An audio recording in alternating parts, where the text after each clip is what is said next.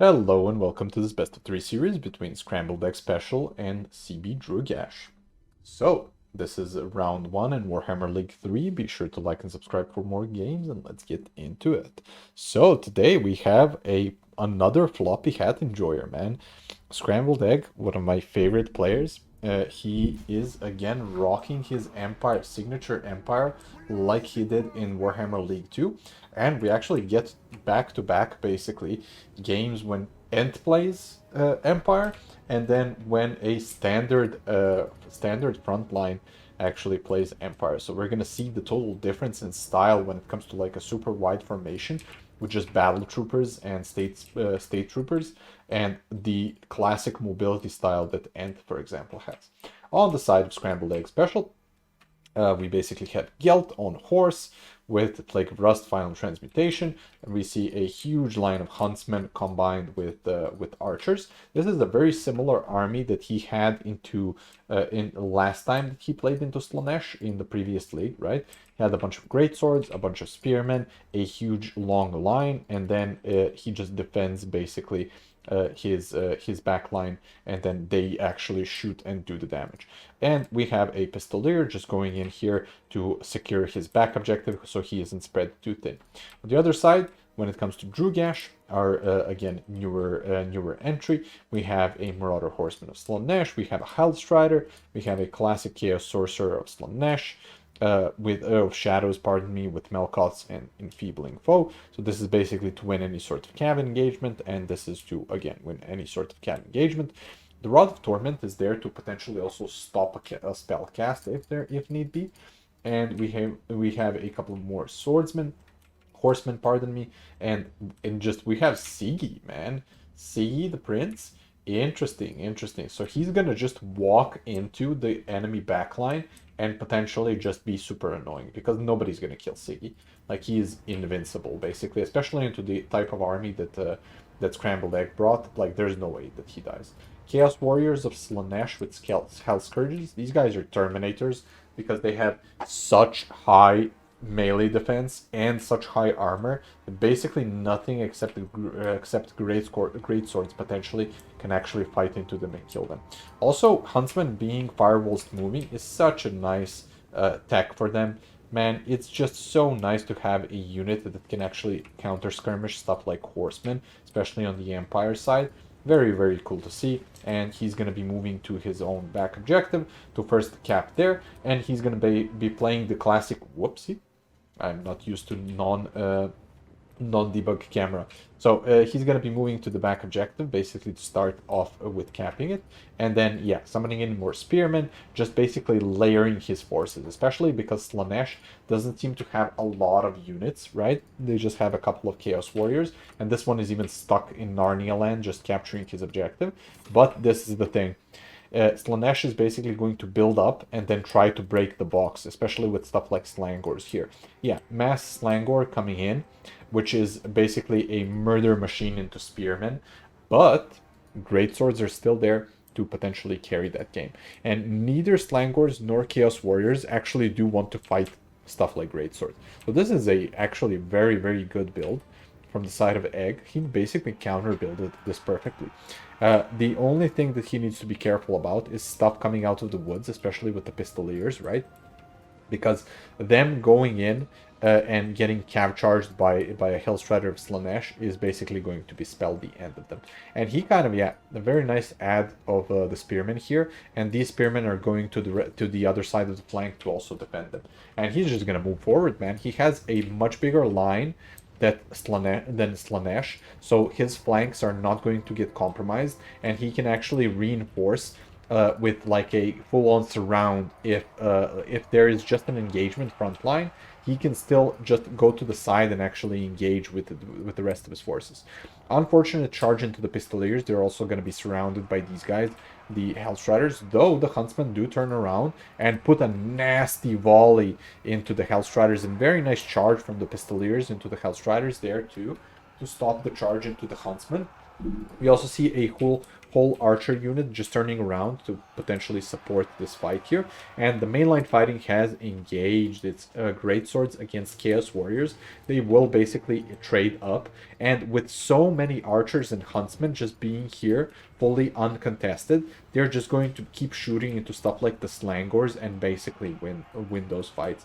And yeah, there's just too many state troopers in the back, man. There isn't enough stuff. There aren't enough like Hellstriders and let's say a what do you call it, a pleasure seeker or something to potentially kill everything in the backline fast enough for the Slaanesh side to actually be able to collapse a flank.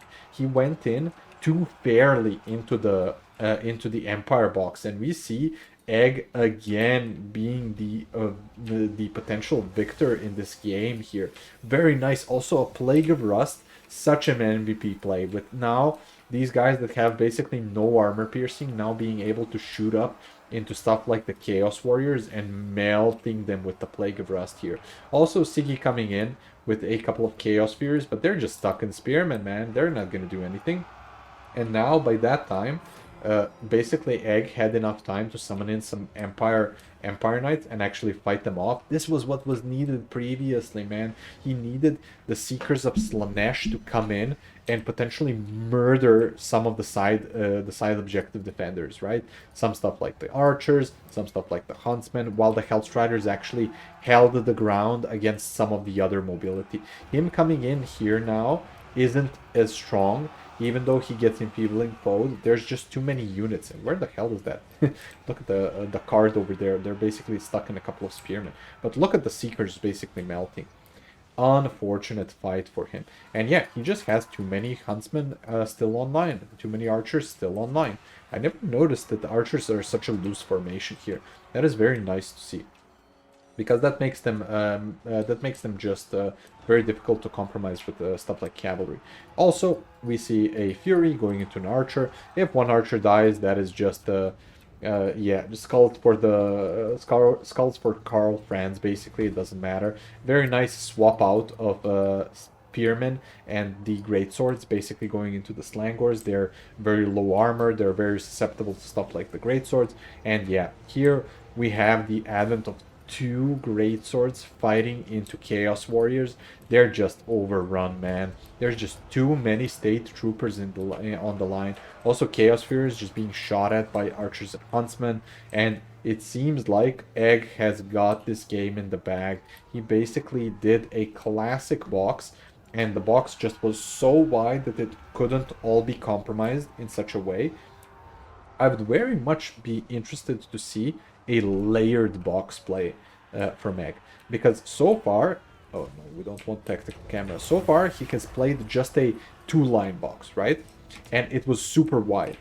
What if he just played a shorter box, but with 3 layers of defenses? I am super interested to see if there is such a tactic that he employs into some other matchup here, because he plays the box so expertly here. It is unbelievable, especially into such a strong faction like Slaanesh. It sometimes does feel like they can just run into you and overwhelm you, but Egg made it, man. He made it look so easy to get like 4K value off the Slaanesh roster. But yeah, look at this. So this is a potential, not potential misplay, but a advantage that Slaanesh can exploit here, right? If he had, let's say, another Seeker or a different unit, he could have gone through this opening here into 4 underbelly units of shooting here, where all of the rest of the mass was on the other side of the map. And that is where Slaanesh gets you, man. They just summon in like a Forsaken unit that's like super speedy. They just come in and go through your line when you're not expecting it, and when your box starts to break apart or like is not fully supported on each side equally, and they just murder you completely. But a very nice try to armor check basically the side of the box. But man, did Egg have the perfect counter build. Let's check some values. Basically, Gelt there to spam Plagues of Rusts, which is totally fine. State Troopers just there to hold. And then the carry pieces of Great Swords. Oh, very lovely to see this type of value. When you see a Great Sword, you never expect them to pay for themselves. But this was their perfect game. They just kept fighting Chaos Warriors and Slangors.